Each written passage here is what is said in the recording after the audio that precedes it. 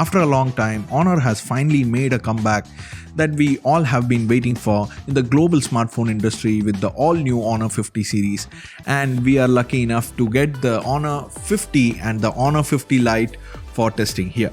So in this video, let's wrap this all-new Honor smartphone and let me share my initial impressions. After parting ways with Huawei, this is the first smartphone pre-equipped with Google mobile services, which make this a compelling device to watch out for. Later, I'll be doing a full review with its pros and cons, so stay tuned to Technspice YouTube channel by subscribing it. Alright, let's start with the unboxing. The Honor 50 is an upper mid-range device with some impressive specs which you can see on the screen right now.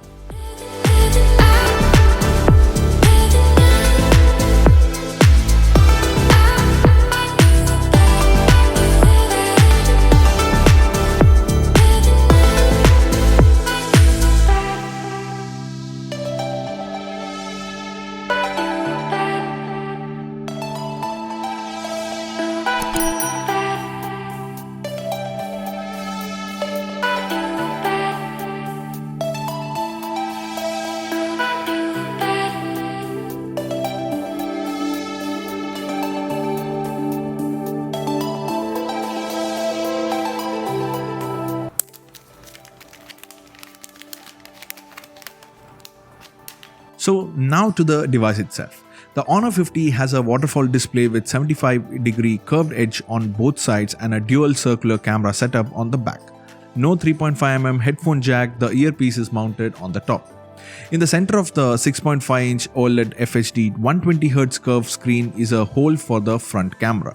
The screen is a 10-bit panel with a pixels per inch of 394, which makes it sharp and vivid.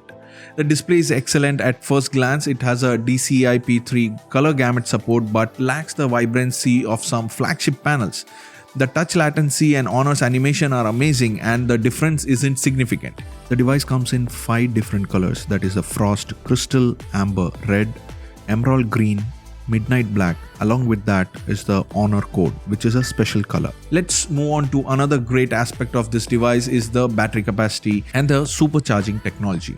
The phone comes with a 4300 mAh battery that supports 66 watts fast charging right out of the box.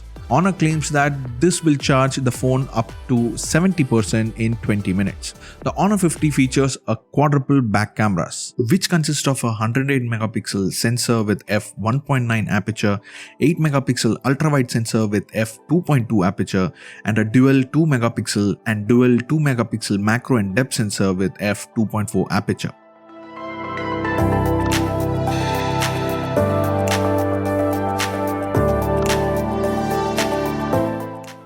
The Honor 50 has a 32-megapixel front-facing camera for perfect selfies and videos. I'll test these cameras more and express my comments in my full review, so stay tuned and stay subscribed. The Honor 50 comes with either 6GB or 8GB of RAM with a Snapdragon 778G processor. The chipset also comes with a 5G capability. As far as my first impressions, I really cannot figure the difference between this phone and one with a high-end CPU in day-to-day use because the device felt snappy. Navigation of the user interface, checking social media and downloading apps were all straightforward. The OS here is the Android 11 with Honor's Magic UI 4.2 on top, and just to be clear, Google apps like Maps, GPay and Play Store are all available on the device.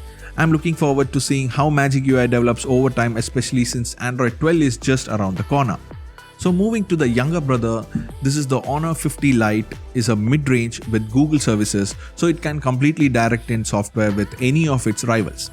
Its customization layer is still Magic UI 4.2, practically a carbon copy of EMUI, Huawei's ROM, all running under Android 11.